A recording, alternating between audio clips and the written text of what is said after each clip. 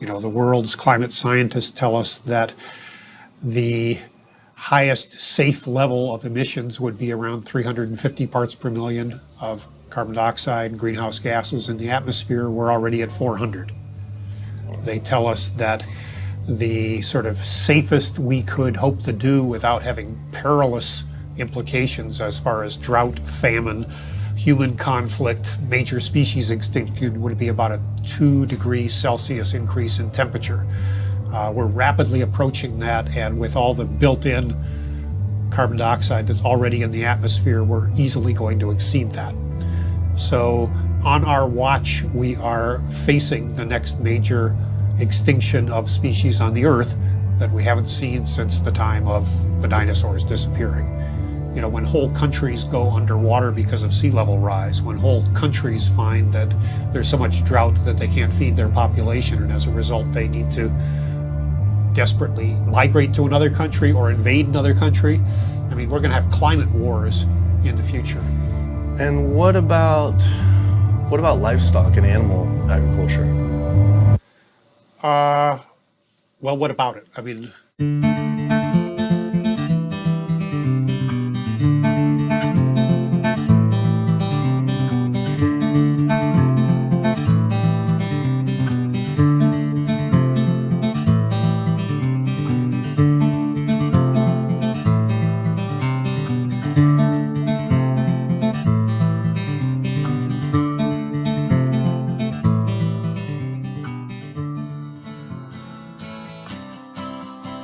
My name's Kip.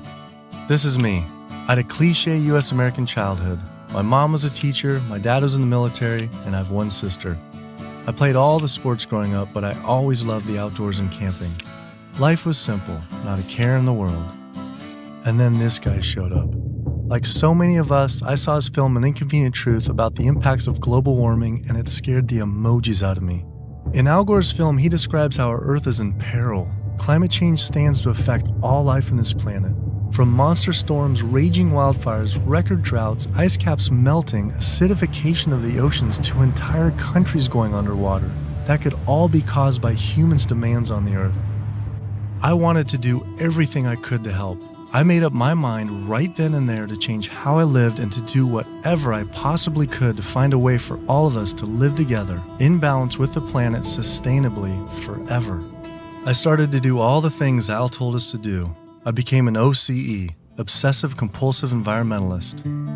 I separated the trash and recycling. I composted, changed all the light bulbs, took short showers, turned the water off when I brushed my teeth, turned off lights when leaving a room, and rode my bike instead of driving everywhere. But as the years went by, it seemed as if things were getting worse. I had to wonder, with all the continuing ecological crisis facing the planet, even if every single one of us adopted these conservation habits, was this really going to be enough to save the world? It just seemed that there was something more to the story. I thought I was doing everything I could to help the planet. But then, with one friend's post, everything changed.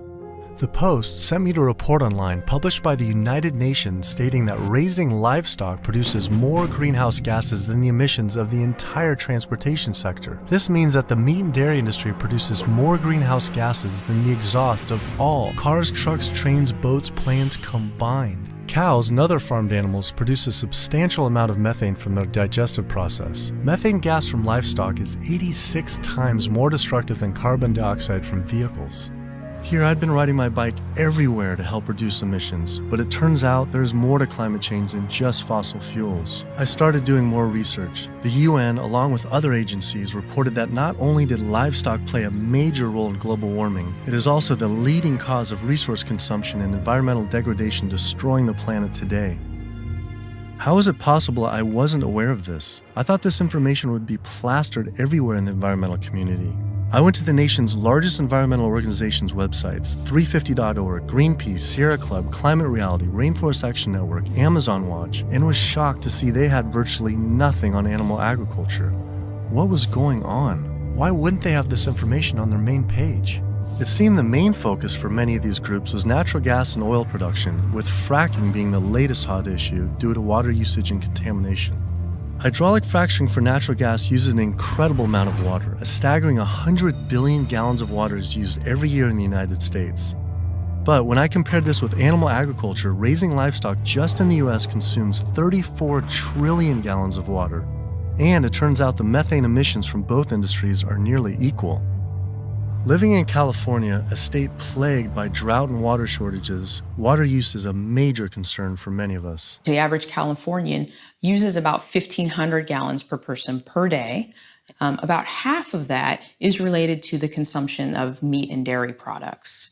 So meat and dairy products are incredibly water intensive, in part because the animals are using very water intensive grains. That's what they eat.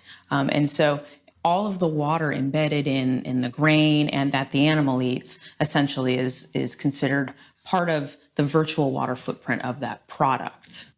I found out that 1/4 pound hamburger requires over 660 gallons of water to produce. Here I've been taking these short showers trying to save water, and to find out just eating one hamburger is the equivalent of showering 2 entire months. So much attention is given to lowering our home water use, yet domestic water use is only 5% of what is consumed in the US versus 55% for animal agriculture. That's because it takes upwards of 2,500 gallons of water to produce 1 pound of beef. I went on the government's Department of Water Resources' Save Our Water campaign, where it outlines behavior changes to help conserve our water, like using low-flow shower heads, efficient toilets, water-saving appliances, and fix leaky faucets and sprinkler heads, but nothing about animal agriculture. When I added up all the government's recommendations, I was saving 47 gallons a day. But still, that's not even close to the 660 gallons of water for just one burger. I wanted to see if I could somehow talk with the government about this. Just calling to see if we could schedule an interview.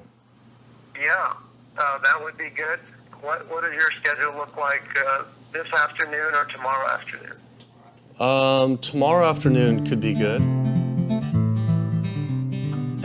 For the urban environment, there are a lot of things that can be done. Indoor, using low-flow shower heads, low-flow faucets, efficient toilets, efficient water using appliances.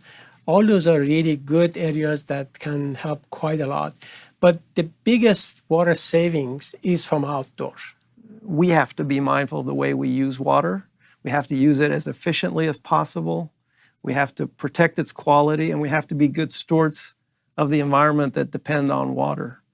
And checking the sprinklers. A lot of time we get a lot of leaks and broken sprinklers and things like that wastes water. And those are the areas that there's a lot of room for conservation.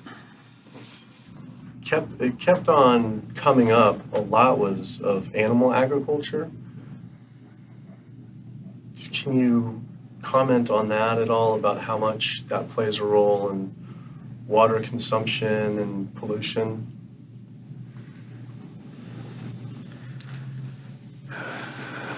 That's not my area. There's one study that found that 1 pound of beef, 2,500 gallons of water. Yeah. Yeah. Eggs is 477 gallons of water, and cheese almost 900 gallons. I mean, I guess it's one simple, why isn't it on Save Our Water? Just, it's kind of like if you went to someone's house and my neighbor has a faucet, dripping, and then you see this giant hose turn full blast until 660 gallons of water are shooting out into the street, flooding the entire street. I think I would say, hey, turn that off, please. It seems like it's a huge thing that we could be doing by far more than anything else. Just like if that is really the case. I think that the water footprint of animal husbandry is greater than other activities. There's no ifs, and, or buts about it. That would be really powerful, just rather than waiting till we're in a drought. What do you think about just starting now, and whoever's in charge of the Save Our Water, hey, let's start encouraging people to eat less meat now, because these studies are coming out. I don't think that'll happen. Why? I don't think that'll happen. Why? Because of the way government is set up here. That's interesting, though. Why though?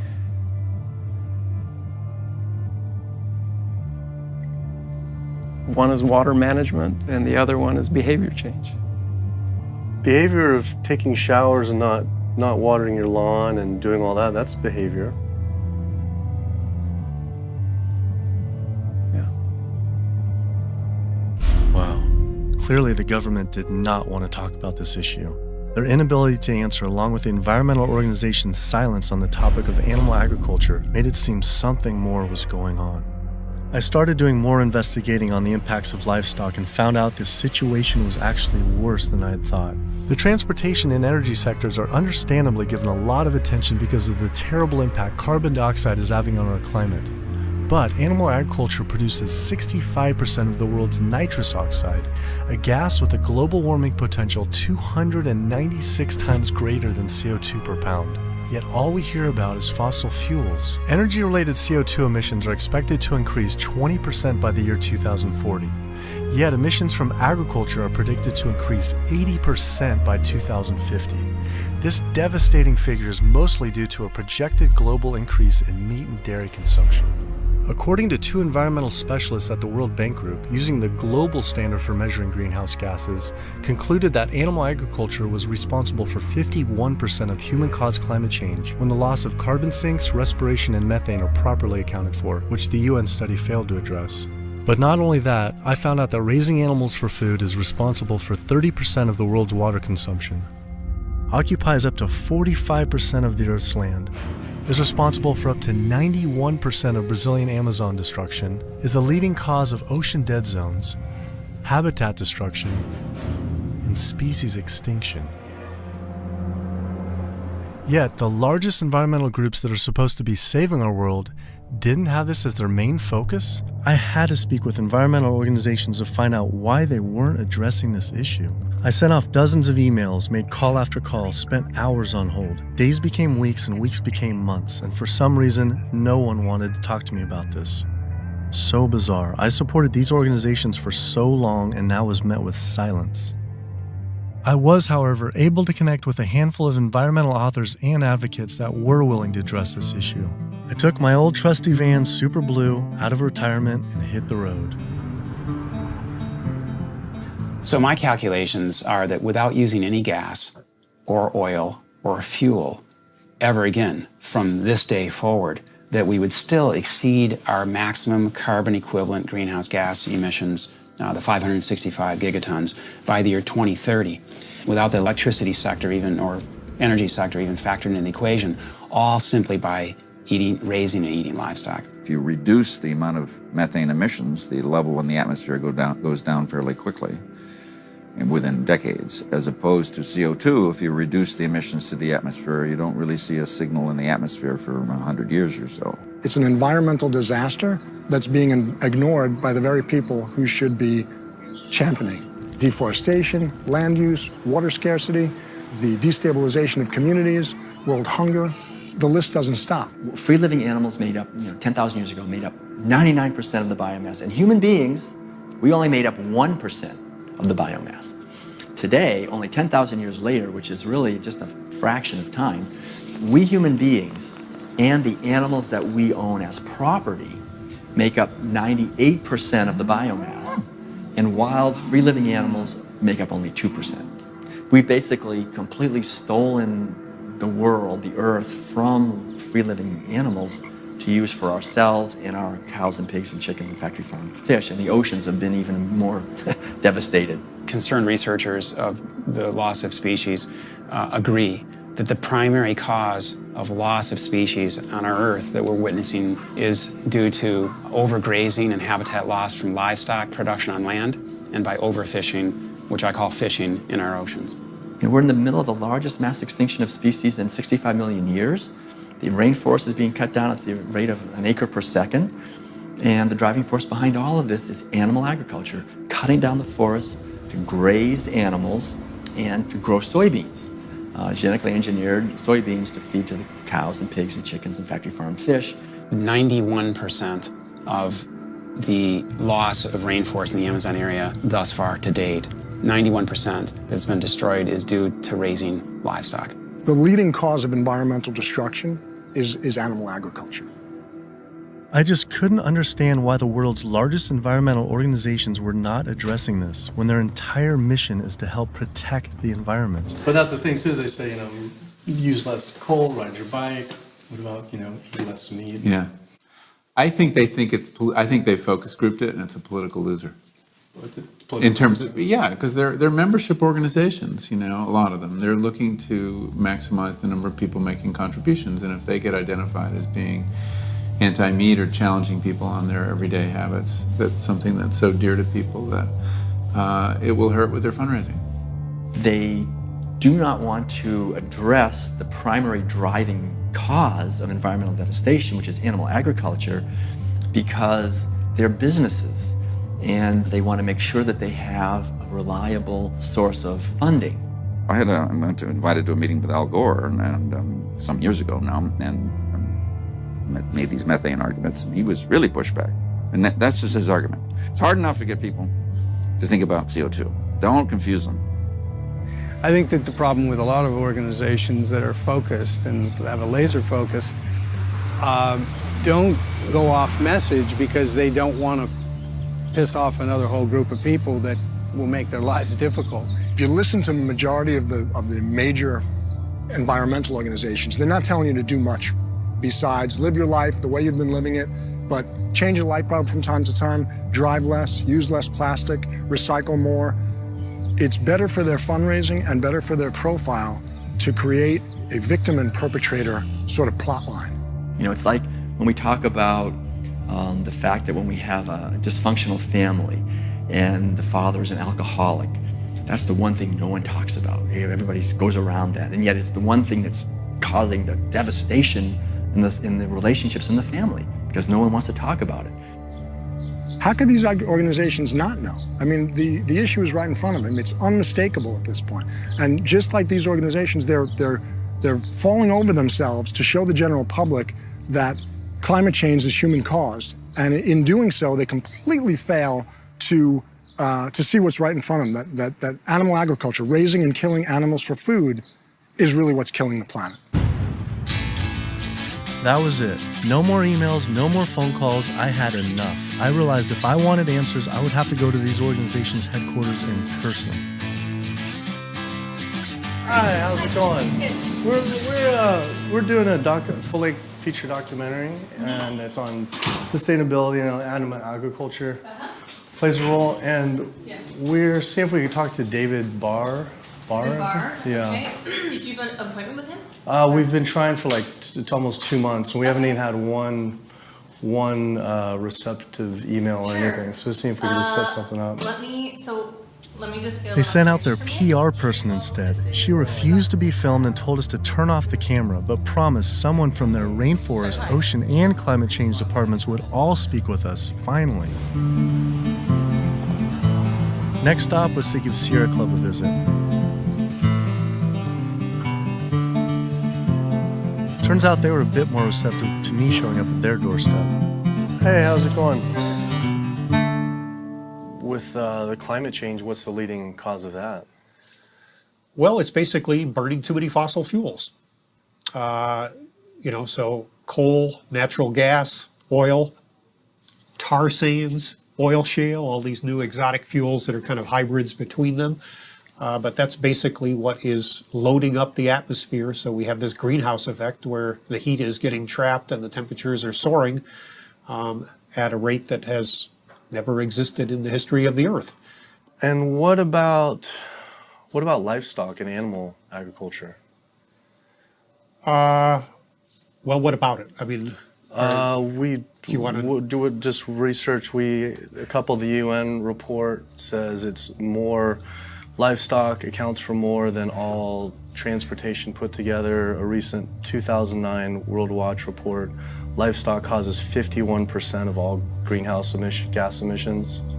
Yeah, well, it is a big issue, and we need to address that as well. But, there's just so many different potential sources of methane and carbon emissions.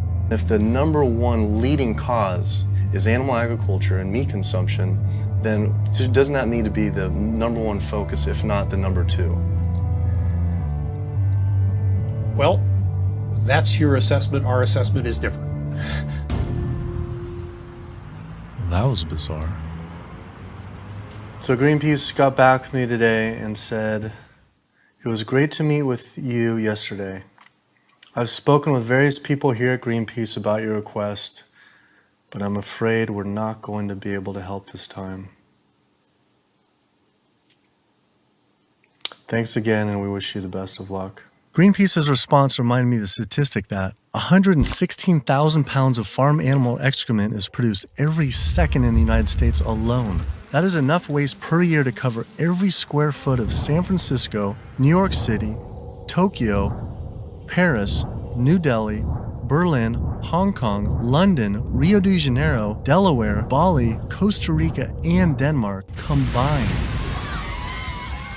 Livestock operations on land has caused created more than 500 nitrogen-flooded dead zones around the world in our oceans, comprise more than 95,000 square miles of areas completely devoid of life. So any meaningful discussion about the state of our oceans has to always begin by frank discussions about land-based animal agriculture, which is not what our conservation groups, Oceana being the largest one in the world right now, the most influential, as well as others, that's not what is at the apex of their discussions. I went on my favorite ocean protection organization's website, Surfrider Foundation, to see what they were doing about this. Mostly what I found were campaigns about plastic bags and trash, but nothing about animal agriculture. What is the number one coastal water quality issue polluter?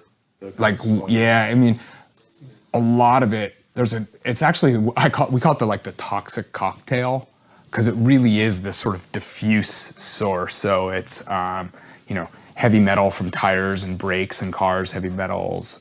It is these herbicides and pesticides. So it's really just, it's kind of picking up the everything we leave on the ground and collecting it together and pushing it out into the ocean. So it's hard to actually target one thing.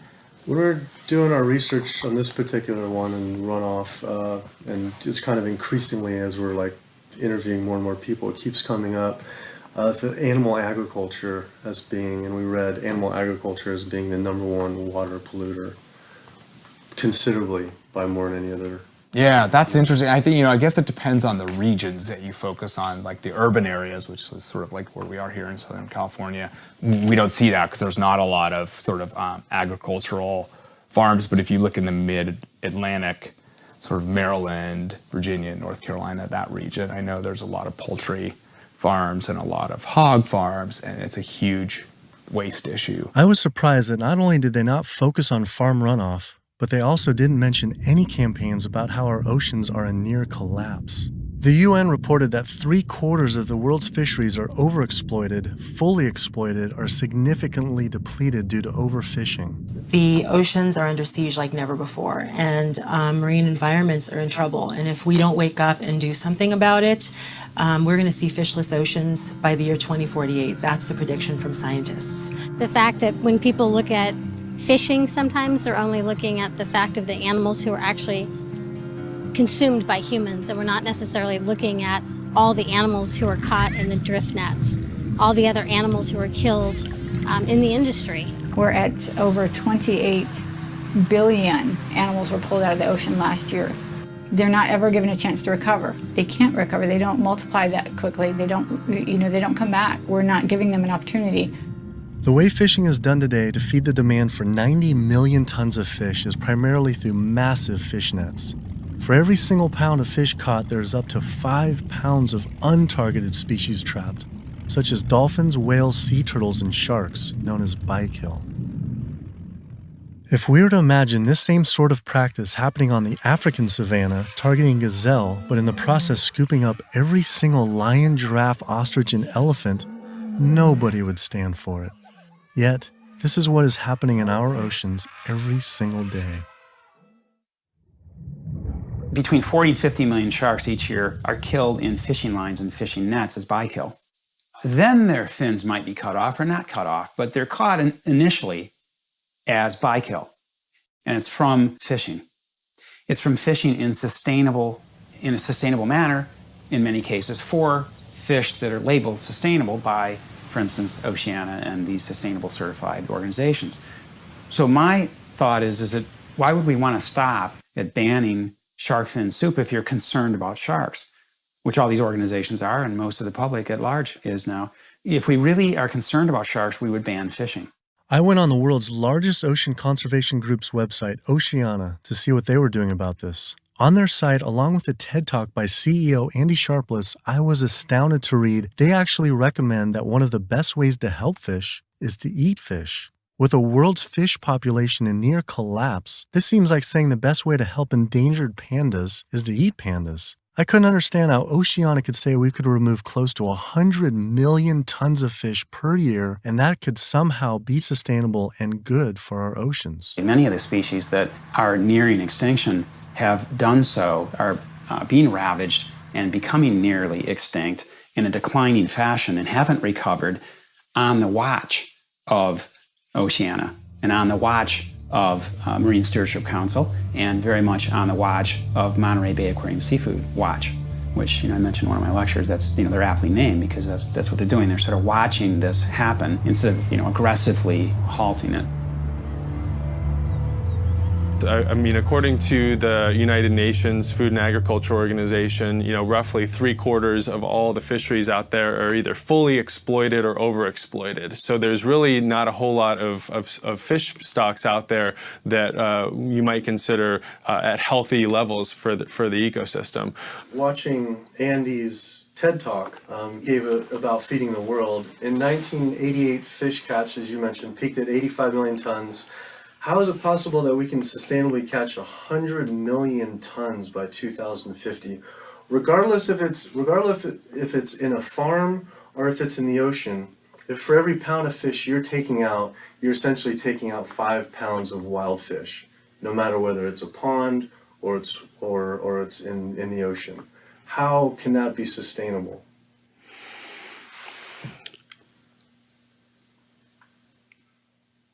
The ultimate question, right, is that there is a tremendous amount of natural production that is, basically coming out of the oceans all the time. So we have a massive amount of upwelling from our ocean conveyor belt that's bringing up ancient 1,000-year-old nutrients, and our ecosystems are turning that into fish. Yes, they're eating each other, and you're losing some of that production every step up in the food chain, but you get more every year. You can fish and take some out, and next year there will be more. And if we do that right without ultimately hitting the fundamental driver, it's sort of like living off the interest, right? As long as you don't bring your principal down, right, if you're investing in something, as long as you're not hitting into that principal and your principal remains high, you could potentially live off the interest forever. And that's the basic idea with fish. With our population right now, what we're doing is if it's 75% depleted, the fishery is now depleted. And it's a good analogy with money. We're not living off our interest. We're in extreme debt. And if our population who's trying to live as a family on the same amount of money, and it's increasing 35% to 9 billion people, right? Isn't it just, hey, we got to stop spending money? Yeah. We need to stop eating fish. Well, if you could bring the principle back. Fishing of any type is depleting not only the species, but you get into this serial depletion where one fish species will be minimized and the fishing industry for that fishery will move on to the next species. And it's called serial depletion, aptly named. And in the process, so the fish are being lost, not only the species is being lost, but the next in line is being lost, and then the mechanism is still extremely destructive. So they're losing the fish species, but it needs to be kept in mind they're also destroying habitat. I think they came up with this term, sustainable fishing, to make ourselves feel good about eating fish and continuing to take fish out of the oceans, when in fact, really, it's Sea Shepherd's position that there is no such thing as sustainable fishing. Seafood is not a protein source for a sustainable protein source for the feeding of the planet, of the people on the planet. It's just not.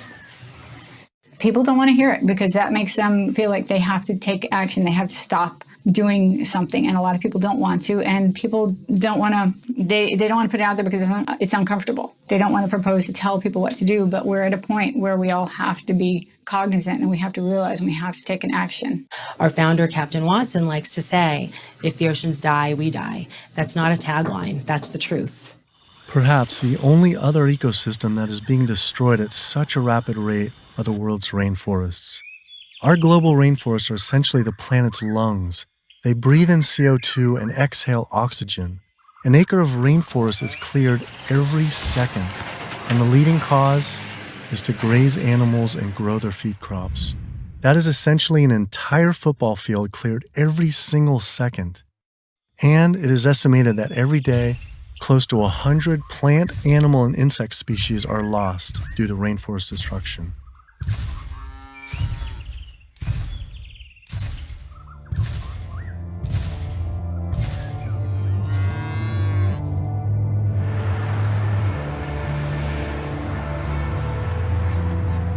What is the leading cause, absolute leading cause of rainforest destruction? Human intervention into rainforests is the leading cause. And so it's either for logging or it's for agribusiness. And that's when you're looking at the top global drivers, it will vary a bit by the rainforest that you're talking about. But the way that we're choosing to use these natural resources on a large industrial scale is the leading driver. When I went on Rainforest Action Network's website, I couldn't believe I didn't see anything about cattle. But I did see they had a large campaign against palm oil. Palm oil plantations are causing tremendous deforestation in the Indonesian rainforest. It is estimated that palm oil is responsible for 26 million acres being cleared. Though, compared to livestock and their feed crops, they were responsible for 136 million acres of rainforest lost to date. But on their website, I was shocked to find cattle was not included as one of their 4 main key issues. Instead, they focused on palm, pulp and paper, coal, and tar sands. How could they not have the leading cause of rainforest destruction? I had to wonder, why focus on fossil fuels and not cattle? Is it more fossil fuels or is it more animal agriculture? I don't know why we would ever do a one or the other. I'm just wondering, what more is it? I don't necessarily know what it is. Could the executive director of one of the world's largest rainforest protection groups honestly not know what was going on? Or even worse, were they hiding it on purpose? And if so, why? I immediately went to Amazon Watch to see if they would say what the leading cause of rainforest destruction truly is. The most biologically and culturally diverse place on the planet is under massive attack right now. The Amazon rainforest itself could be gone in the matter of the next 10 years. What is the leading cause of rainforest destruction? The leading cause of rainforest destruction, I would say, well, just to put it into the context of what Amazon Watch works on, there's many drivers of deforestation, as we call them. Many different reasons and ways that the rainforests are destroyed. The ones that cause the most damage and are the most widespread are mega projects, such as oil and gas pipelines, such as mining projects, such as mega dam projects. We're not talking about... I felt like I was going in circles with all these groups, as if I were stuck in some strange Cowspiracy twilight zone where no one could talk about cows. I couldn't believe these organizations just wouldn't say what the leading cause of rainforest destruction truly is. I had to ask one more time. It's hard to say what is the leading cause of deforestation of the Amazon because they're all destructive: oil and gas, mining, dams, agriculture. But in terms of land use, in terms of the amount of land that is destroyed by when we talk about, in comparison, all those different causes of deforestation, what is causing the most trees to fall, for example? I think it would definitely be agriculture. Unfortunately, one of the biggest causes of deforestation, definitely in the Brazilian Amazon, is agribusiness, cattle grazing and soy production in particular. This is really what's going on. Mm-hmm. Why do you think that's like no Greenpeace or no one's really saying the whole story. The whole story about one of the main cause of deforestation. And I think you brought up some really good points about why isn't anybody doing anything about this?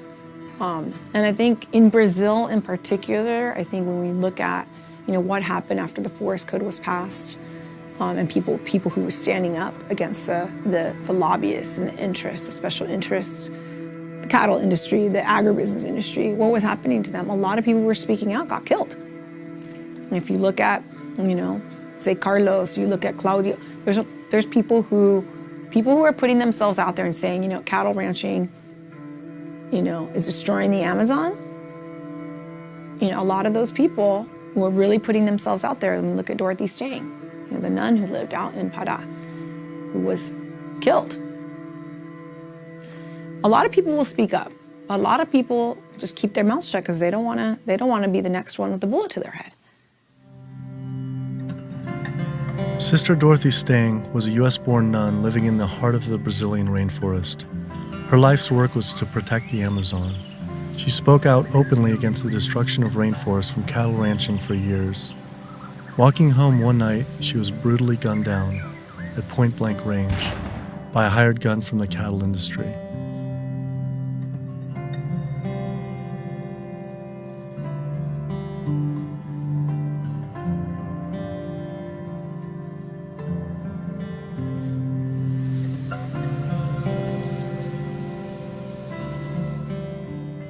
After Greenpeace's initial denial for an interview, I wrote again, begging they reconsider. Greenpeace got back again and said again, I'm afraid we've explored the options here in terms of helping you and are not going to be able to be involved this time. You mentioned you were also speaking to Oceana. I'm sure they'll be able to give you some great quotes about ocean-related issues. Thanks again for thinking of us. Unbelievable. With Greenpeace unwilling to be interviewed, I had to find a different avenue for answers. There's something really fishy going on over there. Fortunately, I found a former Greenpeace board of director who now speaks openly about the industry. Environmental organizations, like other organizations, are not telling you the truth about what the world needs from us as a species. It's so frustrating when the information is right before their eyes. It's documented in peer-reviewed papers and journals. It's there for everybody to see, but the environmental organizations are refusing to act. Nowhere do you find in their policies, and nowhere do you find in the Greenpeace mission that diet is important, that animal agriculture is the problem. They are refusing, like other environmental organizations, to look at the issue. The environmental community is failing us, and they're failing ecosystems. And it's so frustrating to see them do this. NRDC, the Earth's best defense. All right, so here they actually do have a few things on animal agriculture. The leading cause of environmental degradation is too much pollution and too many engines churning too fast in too many places around the globe. Lately, in 2009, a World Watch report that livestock causes 51% of greenhouse gas emissions, and transportation is around 13%, and then the low end, the UN, was around 18 to 30, which is more than all transportation, all put together. Internationally or nationally? Yeah, I think energy production and transportation are still major sources. So I think I guess I'm not going to comment on that because I'm not familiar with those numbers. So it's don't quote me on this, but that's cow farts. That's what I think what that is. I think that's cow farts.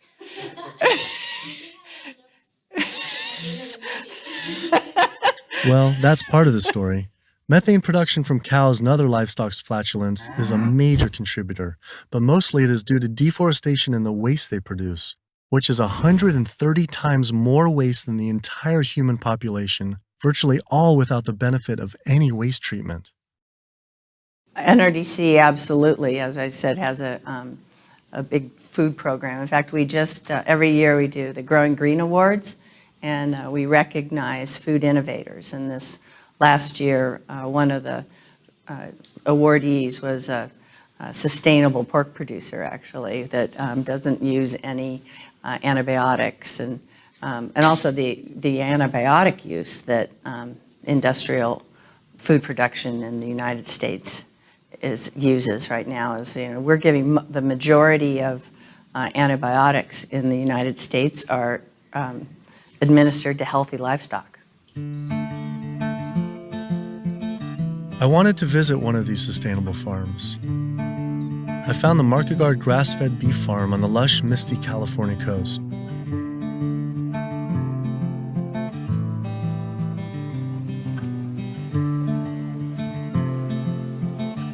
I met Eric and Donegal Market Guard and their 4 children.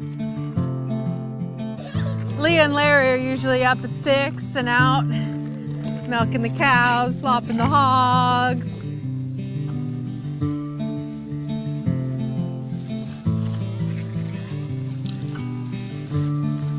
Altogether, we graze about 4,500 acres.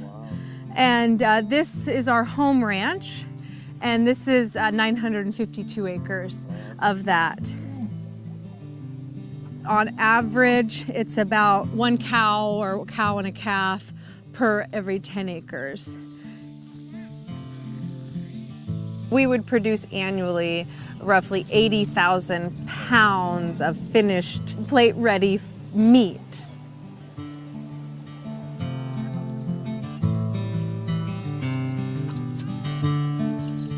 We keep about 10 pigs in roughly a 50-acre area, and we move them around in 10-acre pastures.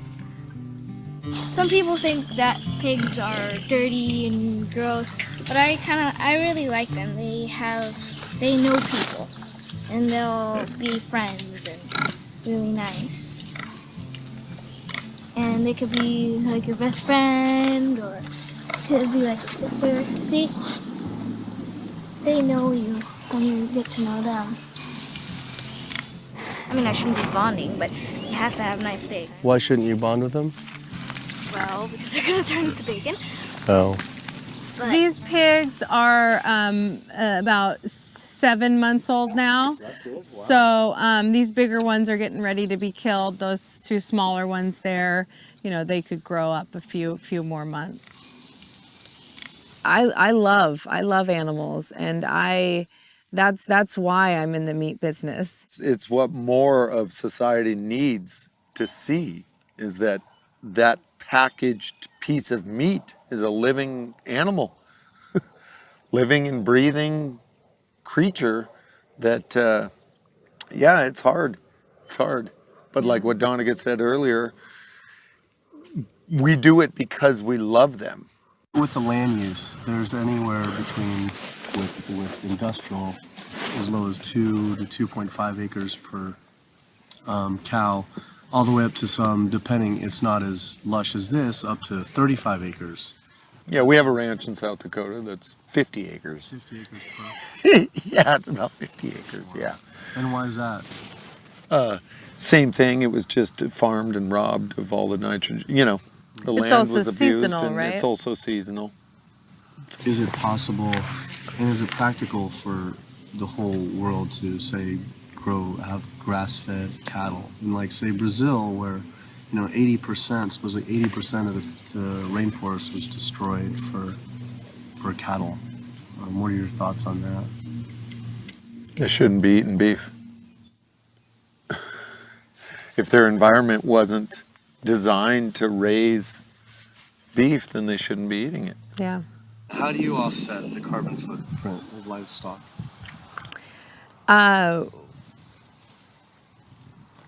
We don't feel like livestock have a carbon footprint. I left there feeling confused. And as far as grass-fed beef not having a carbon footprint, it actually sounded like it could make sense until I added up the numbers on land use and population. If we were to use the market guard model of raising animals, which requires 4,500 acres producing 80,000 pounds of meat, the average American eats 209 pounds of meat per year. If that was all grass-fed beef, only 382 people could be fed on their land. That equates to 11.7 acres per person times 314 million Americans, which equals 3.7 billion acres of grazing land. Unfortunately, there are only 1.9 billion acres in the U.S.'s lower 48 states. Currently, nearly half of all United States land is already dedicated to animal agriculture. If we were to switch over to grass-fed beef, it would require clearing every square inch of the United States, up into Canada, all of Central America, and well into South America. And this is just to feed the United States' demand on meat. But that figure doesn't even take into consideration that much of that land isn't suited to graze livestock. We would have to convert all mountain ranges to grassland, clear ancient forests and national parks to grazing, and demolish every city just to make room to graze cows. Just like Brazil, the United States isn't suited to meet the demands for meat. It takes 23 months for a grass-fed animal to grow to the point, to the size and age that it's slaughtered, whereas a grain-fed takes 15 months. So that's an additional 8 months of water use, land use, feed, waste, and in terms of a carbon footprint, it's a huge difference. Turns out, due to land use, grass-fed beef is more unsustainable than even factory farming. I had to come to terms with the fact there was no way to sustainably raise enough animals to feed the world's current demand on meat, and had my doubts on dairy as well. But I did want to talk with a premier organic dairy company to see if they believed their product was sustainable for the world's population. It requires a lot of inputs to produce milk. The feed, the water, the land, it does. And it may not be practical to expect that there can be enough dairy production produced in a sustainable way to feed the entire world. I just don't think that that's necessarily a given. I think it's maybe too much to expect that the world can be fed with dairy in a sustainable way. I don't know the answer, but common sense would say that's a long shot. I was shocked to hear such an honest answer. If this is what the dairy's CEO would say, I wonder what the farmer would claim. Based on their marketing, it seemed their farms were an oasis for cows.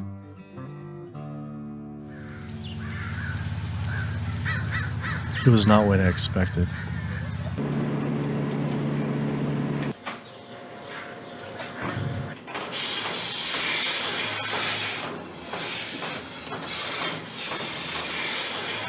Typically, a cow will eat 140 to 150 pounds of feed a day. 40 to 50 pounds of feed every day. And then she's also going to drink between 30 and 40 gallons of water.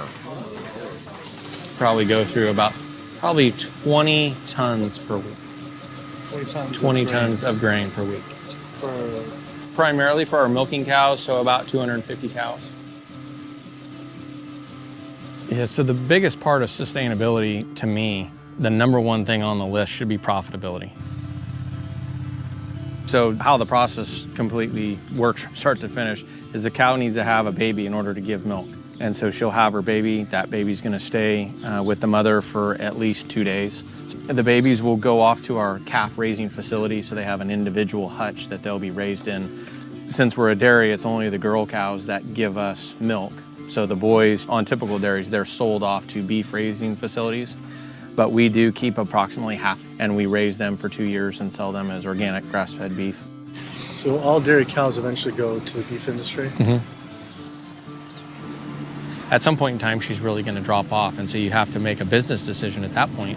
Are you going to keep investing in her, to give milk, or are you going to sell her off again to another dairy or into the beef industry?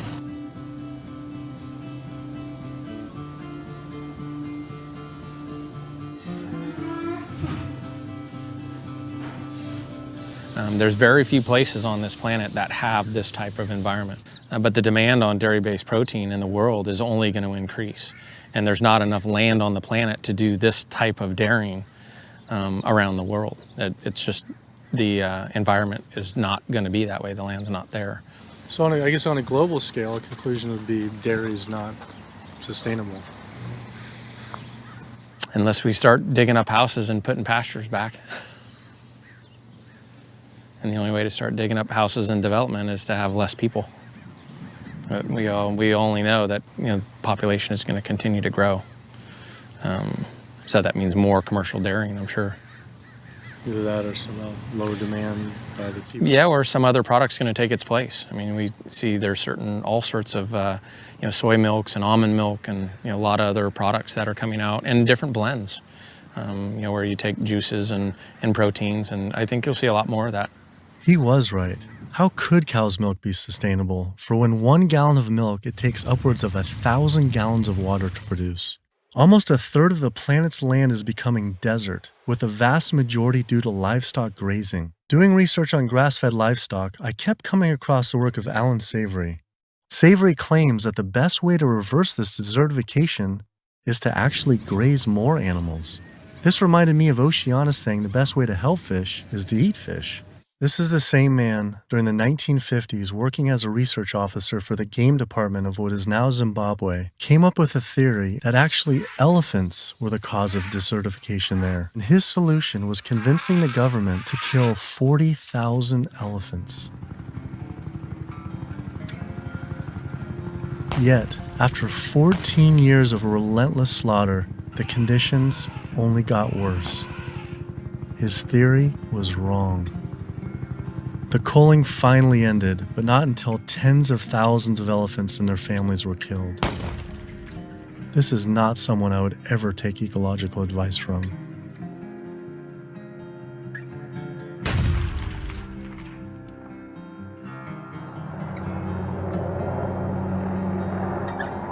It turns out the cattle industry is having the same effect on wildlife in the United States. The government has been rounding up horses en masse, and we now have more wild horses and burros in government holding facility, 50,000 wild horses and burros in government holding facilities than we have free on the range. Basically, you have ranchers who get to graze on our public lands for a fraction of the going rate. So they're getting like this huge tax subsidy. It's about 1/15 of the going rate. And what the Bureau of Land Management has to do is say how much forage and water is on the land. And then they divvy it up. They give so much to the cows, so much to, wildlife, and so much to the wild horses and burros. And what we see is the lion's share of the forage and water is going to the livestock industry. And then they scapegoat the horses and burros and say, oh, there are too many horses and burros, let's remove them. I always tell people that wild horses and burros are just one of the victims of the management of our public lands for livestock, because we also see the predator killing going on. We know wolves are now being targeted by ranchers to get rid of wolves.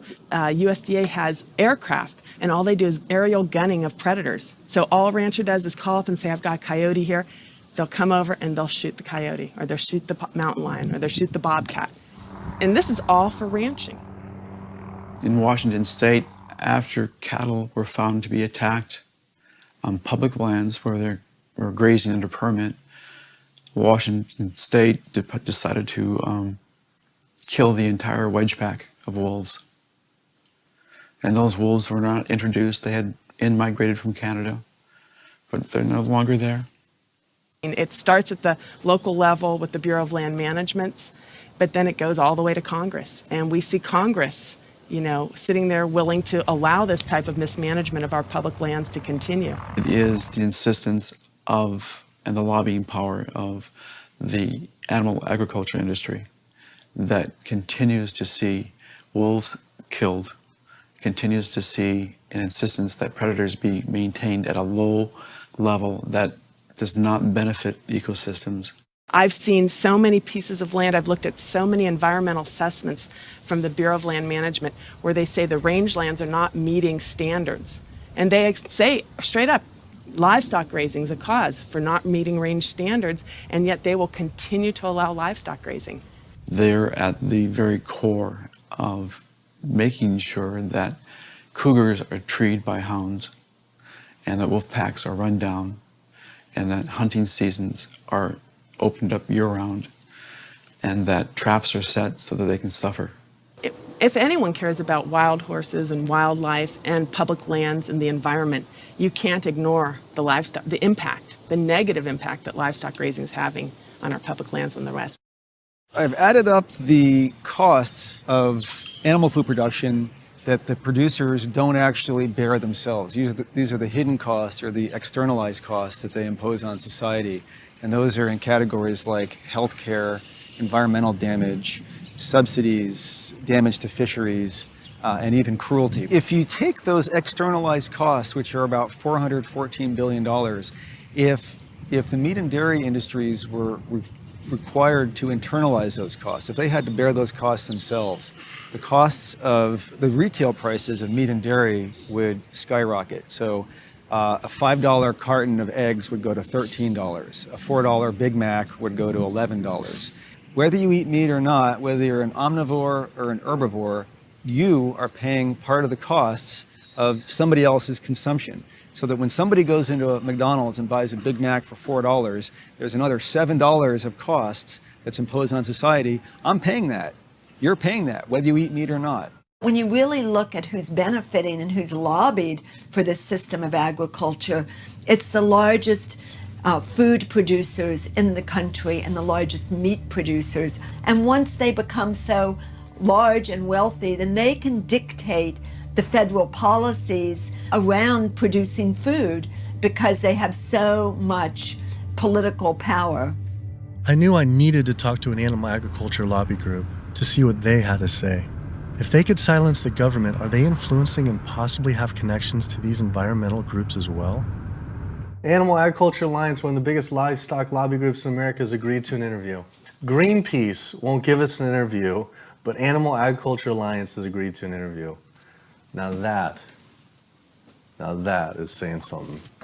People hear the word GMOs and that's a really scary term, and again, I think agriculture has kind of struggled to explain what that means, but in reality, what we've done is to use technology to make advancements in how we raise crops and how we raise animals. We're not going to feed the world, going back to how it was 100 years ago where all the animals were, pasture fed. We didn't just move animals inside and just implement these large vertically integrated systems because of sustainability. It certainly reduces the environmental impact while improving animal well-being and food safety. So they're saying that animals like it just as much being inside, say the chickens and the cows like being just as much inside as pasture grass-fed? In a lot of cases, it's been a significant improvement in their well-being, just in terms of the amount of care they can get, individualized care. Does the meat and dairy industry ever support or donate to environmental nonprofits?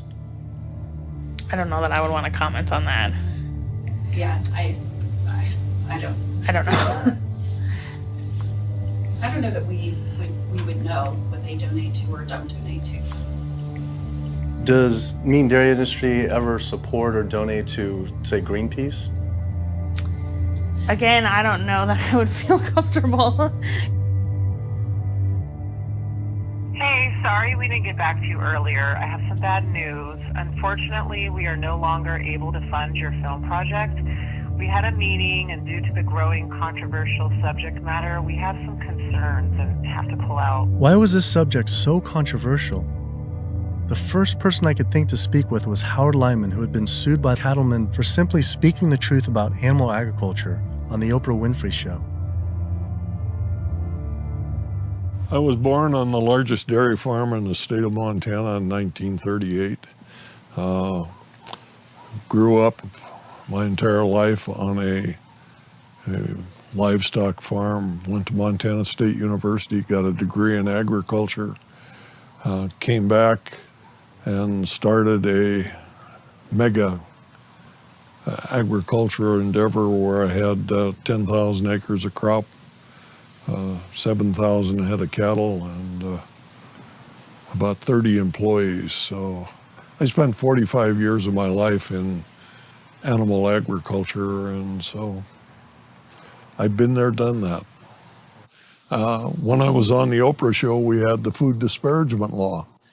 Now, the food disparagement law, in my opinion, was unconstitutional, but what it basically said, that it was against the law to say something you knew to be false about a perishable commodity. I didn't say anything on the Oprah show I thought to be false. I went there and told the truth. Now, it took 5 years and hundreds of thousands of dollars to end up extricating myself from the suits from the cattle industry. But if I was to go on the Oprah show today, say exactly the same thing today that I said back then, I would be guilty.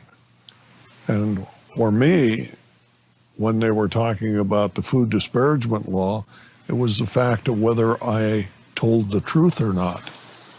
You can go today and tell the truth, and you will be guilty, because if you cause a disruption in the profits of the animal industry, you're guilty under the Patriot Act. Do you think there should be any concern of us making this documentary? Of course. If you don't realize right now that you're putting your neck on the chopping block, you know, you better take that camera and throw it away. The animal agriculture industry is one of the most powerful industries on the planet. I think most people in this country are aware of the influence of money and industry on politics, and we really see that clearly on display with this industry in particular. Most people would be shocked to learn that animal rights and environmental activists are the #1 domestic terrorism threat, according to the FBI. And why is that? It's a difficult question to answer, why these groups are at the top of the FBI's priorities. I think a big part of it is that they, more than really any other social movements today, are directly threatening corporate profits. You know, when we try to find out how factory farms and how animal agriculture is polluting the environment, they try to claim exemptions to that information, either under national security terms or public safety, trademark issues, business, it's a business secret. We've seen all these attempts to keep people in the dark about what they're actually doing. You know, one of the largest industries on the planet with the biggest environmental impact, trying to keep us in the dark about how it's operating. Through the Freedom of Information Act, we obtained documents from the Counterterrorism Unit that show they are monitoring my lectures, media interviews like this one, my website, my book.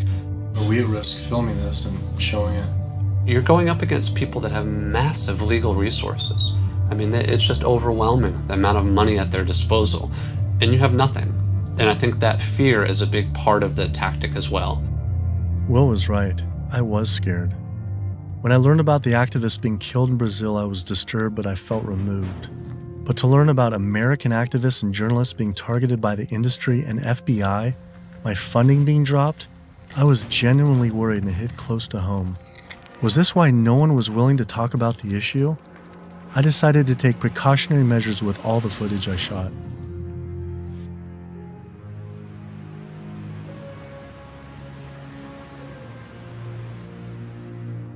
I was beyond frightened to imagine what could possibly happen if I pursued this subject any further. It seemed the only decision to make was to put down the cameras and walk away. But then, I realized this issue was way bigger than any personal concern I could ever have for myself. This was about all life on Earth hanging in the balance of our actions, and that you either live for something or die for nothing. And I actually had no choice all along. I decided then to surrender not to fear from a secret, but rather to a cause towards truth. I couldn't be like these environmental organizations and sit silently while the planet was being eaten alive right in front of our eyes. I had to stand up and continue on.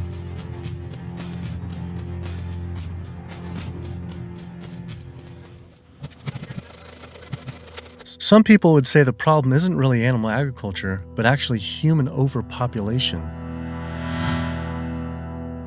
In 1812, there were 1 billion people on the planet. In 1912, there were 1.5 billion. Then, just 100 years later, our population exploded to 7 billion humans. This number is rightly given a great deal of attention, but an even more important figure when determining world population is the world's 70 billion farm animals humans raise. The human population drinks 5.2 billion gallons of water every day and eats 21 billion pounds of food. But just the world's 1.5 billion cows alone drink 45 billion gallons of water every day and eat 135 billion pounds of food. This isn't so much a human population issue, it's a human eating animals population issue. Environmental organizations not addressing this is like health organizations trying to stop lung cancer without addressing cigarette smoking. But instead of secondhand smoking, it's secondhand eating, which affects the entire planet. We have roughly 1 billion people starving every single day. Worldwide, 50% of the grain and legumes that we're growing, we're feeding to animals. So they're eating huge amounts of grain and legumes. And in the United States, it's more like closer to 70, 80, depending on which grain it is, about 90% of the soybeans. 82% of the world's starving children live in countries where food is fed to animals in the livestock systems that are then killed and eaten by more well-off individuals in developed countries such as the US, UK, and in Europe. The fact of it is that we could feed every human being on the planet today an adequate diet if we did no more than take the feed that we are feeding to animals and actually turn it into food for humans. And so somebody trying to justify GMOs, that's like trying to give a drowning man a drink of water. You can produce, on average, 15 times more protein from plant-based sources than from meat on any given area of land, whether it's using the same type of land, whether it's a very fertile area in one area of the world or it's an area that's depleted. If we would reduce the amount of meat we're eating and dairy and eggs, we could allow all these monocropped fields of genetically engineered corn and soybeans to revert back to forest again, to be habitat for animals. You know, anytime somebody tells you that we can't grow food for humans on the land that we're growing feed for animals, this is somebody that is smoking the #1 crop out of California. The fact of it is, if you can grow corn to stuff down the throat of an animal, you can actually grow corn and feed it to a human. You encourage people to eat less meat and for the tremendous resources required and the toll on the environment. And on the animals. And on the animals. And the workers in the system. And it's a brutal system at every level. As the world population continues to grow to almost 9 billion people, do you foresee someday that we might just completely have to stop eating meat altogether? I don't know that we'll completely stop. I think that the amount of meat eaten will decline. There's no way to support 9 ounces per person per day, which is what Americans are eating now. If the Chinese alone decide they want to eat that much, and they've decided they want to eat that much, we just can't. We don't have enough world to produce the grain to generate that much meat. I think a plant-based diet is the most sustainable. But what do you recommend for 9 billion people can eat for the planet to not only sustain but to thrive? Would you throw out a number like an ounce, 1 ounce? Per meat? And including dairy, I don't think I don't know enough. But yeah, it would be on the order of a couple ounces a week. It's not going to be the way we're eating it now. We're gorging on meat. We're eating huge amounts. And does that include cheese too? 2 ounces total? Yeah, cheese and milk. 2 ounces a week. Only 2 ounces a week seem like nothing. People could probably raise that in their own backyard. Maybe backyard farming was a sustainable solution. I have 42 ducks. I started off with 3 ducks 3 years ago, and then those burdened into a population. I buy a 75-pound bag of seed. And that seed bag will last me right now about 2 weeks. The ducks now that we're going to be culling are about 2 years old. When you're living with them, they get used to you. They're not intimidated or whatever, and so they make all their vocal sounds like natural. Go down. Easy, easy, easy, easy. Okay. Now we're gonna keep you.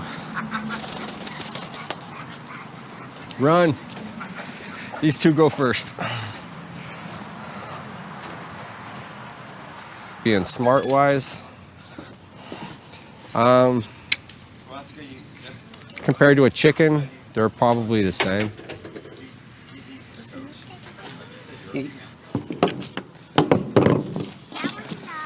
Yeah, he is.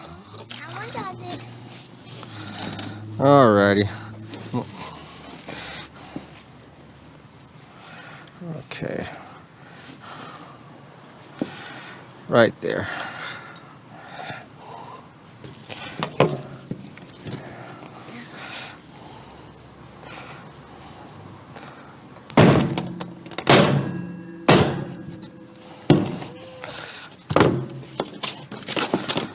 That's going to be a little gruesome. How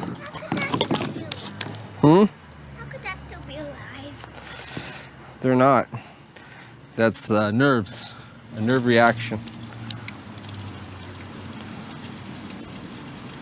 5 years old or something like that, I think it was, the first time my dad came out and made us watch as we did rabbits. And we'd raise probably a couple dozen rabbits each year. And then we would take those rabbits and skin them and clean them up and keep them for food. As a young kid, I was kind of, I don't want to say it was hard, but it was kind of, from my memory, because some of the rabbits I had named, so it was kind of like going, but after doing it a couple of times, you kind of just learn it's just something that has to be done.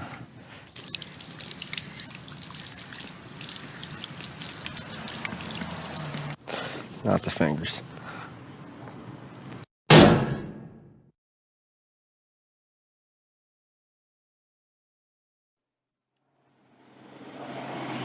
just can't do it. I don't think I could have someone else do it for me. If I can't do it, I don't want someone else doing it for me.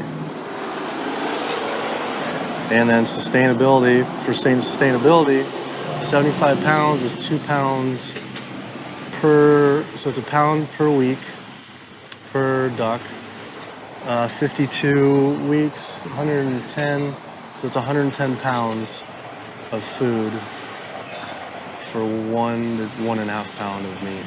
So on the sustainability issue, it's 100 to 1. And that grain gets, who knows where that grain comes from. But I mean, when it gets to this point, it's not even about sustainability. It was just, I don't feel real good inside. It's the first time I've ever seen that. So, kind of, yeah. I had been so caught up in the destruction caused by animal agriculture, I realized I had never truly dwelled on the obvious reality that every one of these animals was killed. It was always a disconnected, abstract fact of eating meat, but when it became personal, face to face, the story changed. I had already scheduled weeks in advance to film another backyard slaughter of a chicken that stopped producing eggs. I didn't know how I was going to possibly go through another slaughter. So I didn't.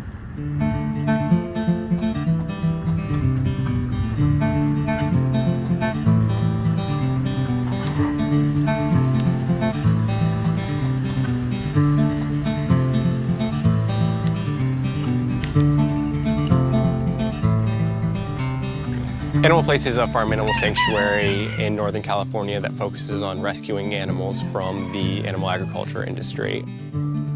A lot of people don't realize that meat breed chickens, like this guy behind us, they're generally slaughtered at about 42 days old, whereas chickens that are bred for egg production are killed when their productivity starts to decrease, when they start laying less eggs. And that generally happens about 18 months to 20 months. It doesn't matter if you buy caged eggs, eggs from hens on cage-free farms or free-range farms or pasture-based farms. Hi, Carol. It doesn't matter. It turns out there's a successful movement of sustainable animal alternative food producers based right here in California, funded by big names like Bill Gates and Biz Stone. When you imagine all those egg-laying hens eating all that soy and all that corn, you have an energy conversion ratio at about 38 to 1. Whereas alternatively, you can find plants. And you can grow those plants and you can convert those plants into food. And the energy conversion ratio for the plants that we're using to replace the eggs is about 2 to 1 compared to 38 to 1 for eggs. So our explicit goal is to have the maximum amount of impact by creating this new model that makes the global egg industry entirely obsolete. We're making the Omega products and proving that we can make better tasting food that's great for you, and it takes 1/20th of the land and resources that dairy do. If I could tell you that you could have the fiber structure of meat, the satiating bite of meat, the protein, and all the nutritional benefits of meat without actually having animal protein itself. And by doing that, you could address climate change. You could address the human health epidemics that we're seeing. You could address animal welfare, and you could address natural resource conservation. Would you make the change? But what if people just ate less animal products, like going meatless on Mondays? When you go meatless on Monday, if you ascribe to that campaign, you're essentially contributing to climate change, pollution, depletion of our planet's resources, and your own health, then on only 6 days of the week instead of 7. You're creating a false justification, clearly a false sense of justification for what you're doing on those other 6 days of the week. So in other words, we really shouldn't be resting on our laurels of what you do right only 1/7 of the time. You can't be an environmentalist and eat animal products, period. Kid yourself if you want. If you want to feed your addiction, so be it. But don't call yourself an environmentalist. I knew I had to stop eating all animal products. I wanted to help the planet be sustainable, but I needed to sustain myself. I had doubts about being healthy and not eating meat, dairy, and eggs. All I knew was a standard American diet I grew up on. Is it even possible to be a healthy vegetarian or vegan? Is it possible to be a healthy vegetarian or vegan? I became vegan for, 32 years ago now, and I run several miles every day. I go biking 40, 50 miles through the countryside. I work long hours. I feel great. It's nice waking up in a light, trim body every day. And so many of my vegan friends and patients, are just, they're thriving since their transition to a vegan diet. So yes, and I've seen vegan moms go through healthy vegan pregnancies and deliver healthy vegan children and raise them into tall, full-size, intelligent vegan adults. And yes, certainly all the nutrients are there in the plant kingdom to do this. That is correct. Think anyone should be consuming dairy? I really don't. When you think about it, the purpose of cow's milk, I did most of my growing up on a dairy farm in Wisconsin. The purpose of cow's milk is to turn a 65-pound calf into a 400-pound cow as rapidly as possible. Cow's milk is baby calf growth fluid. That's what this stuff is. Everything in that white liquid, the hormones, the lipids, the proteins, the sodium, the growth factors, the IGF, every one of those is meant to blow that calf up to a great big cow, or it wouldn't be there. And whether you pour it on your cereal as a liquid, whether you clot it into yogurt, whether you eat it into cheese, whether you freeze it into ice cream, it's baby calf growth fluid. And women eat it, and it stimulates their tissues, and it gives women breast lumps. It makes the uterus get big, and they get fibroids, and they bleed, and they get hysterectomies, and they need mammograms, and gives guys man boobs. Cow's milk is the lactation secretions of a large bovine mammal who just had a baby. It's for baby calves. I tell my patients, go look in the mirror. Do you have big ears? Do you have a tail? Are you a baby calf? If you're not, don't be eating baby calf growth fluid in any level. There's nothing in it people need. It was a relief to hear I didn't have to eat any animal products to be healthy and even thrive. But I still thought you needed animal manure to grow organic agriculture. It turns out there's an entire movement with people growing food without any animal inputs. I visited Earthworks Urban Farm in Detroit, where they are working with and growing food for the low-income community. We tend to see ourselves as individuals in a bubble, and forget that we inhabit this land and this earth with other creatures. And so we have to learn how to share more, I guess. Ja's here is working on his garden. You'll be surprised what you can do with what seems to be not a lot of space. About a 4x8. Yeah. What's your goal this year? How much do you think you can maximize that? I would push for 100 at least. 100 pounds? At least. Wow. That's amazing. So. The one full year after this was constructed, we doubled our yield to over 14,000 pounds of food. 14,000 pounds? On Yeah. About how many acres? About 2.5.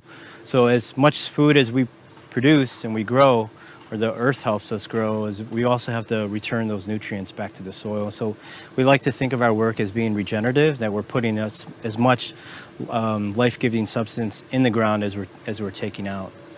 So just kind of healthier and safer to use vegetarian or vegetable composting and stuff? Yeah, that's what we found. But also because it takes less time, it's a lot easier to manage. A lot easier, yeah. Yeah. And the soil is just as rich. Yeah, absolutely. Not only is it the organic more compassionate, it's also more efficient. And in a society with this many billions of people, we need to be as efficient as possible.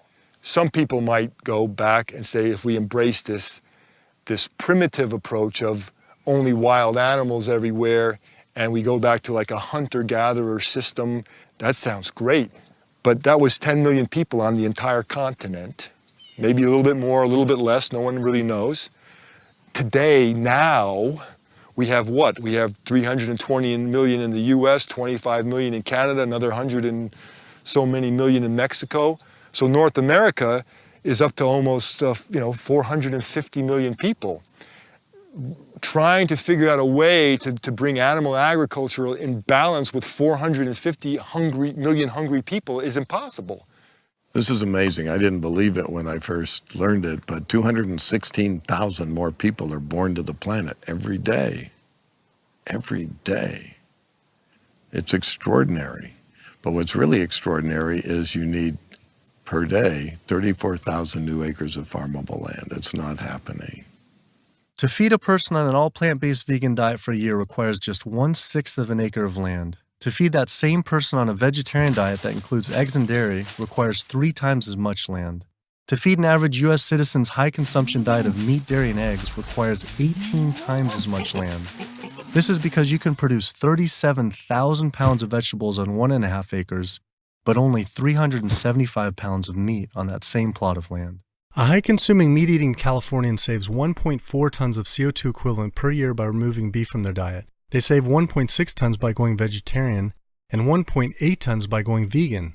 This is more than switching to solar power for your home or driving a hybrid car. Only switching to an electric vehicle saves more, which still though few can afford. But unlike an electric vehicle, the savings don't end with greenhouse gases. A vegan diet produces half as much CO2 as an American omnivore, uses 1/11th the amount of fossil fuels, 1/13th the amount of water, and 1/18th of the amount of land.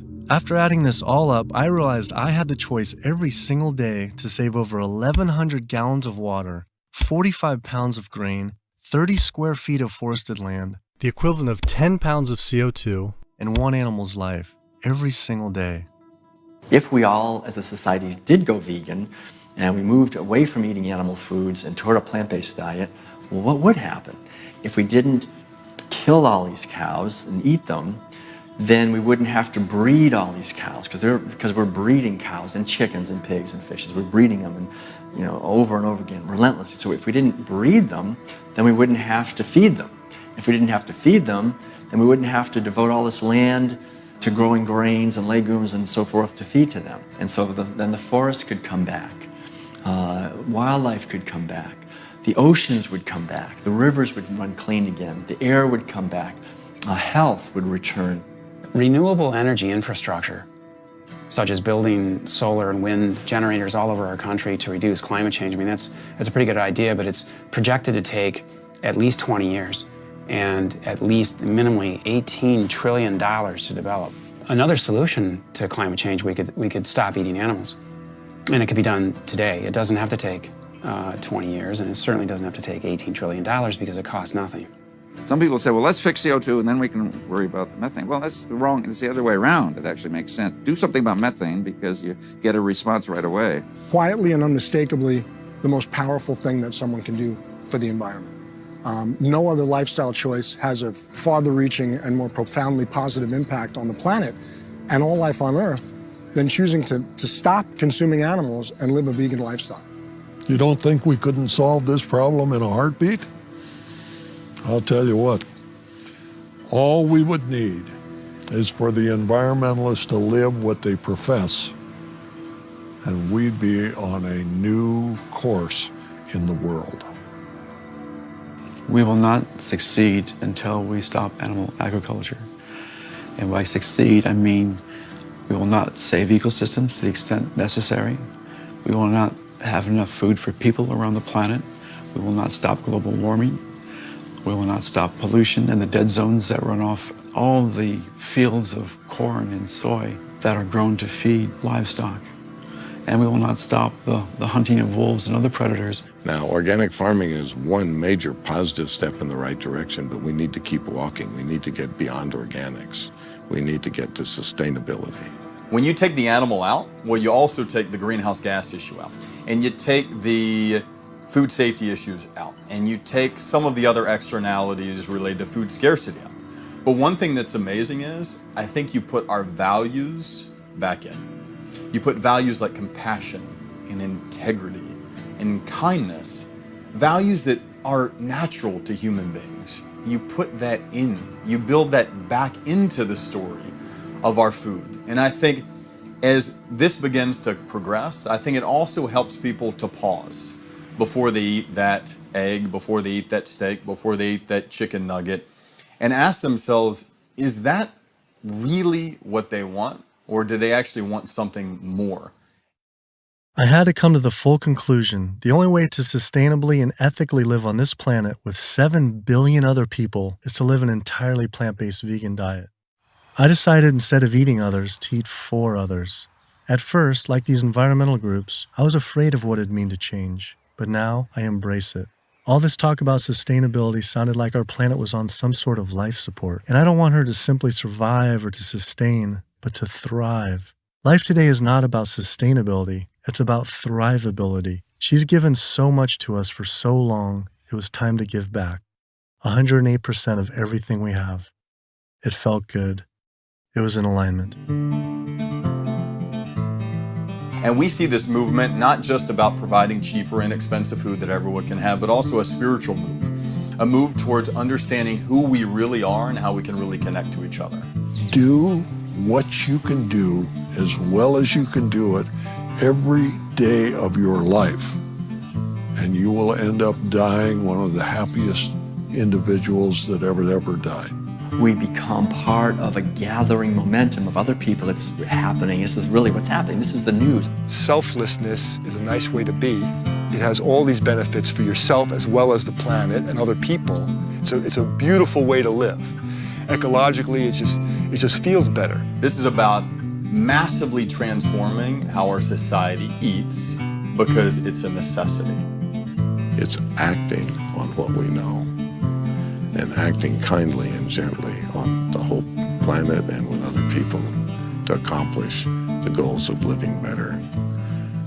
We can do it, but we have to choose to do it. You can change the world.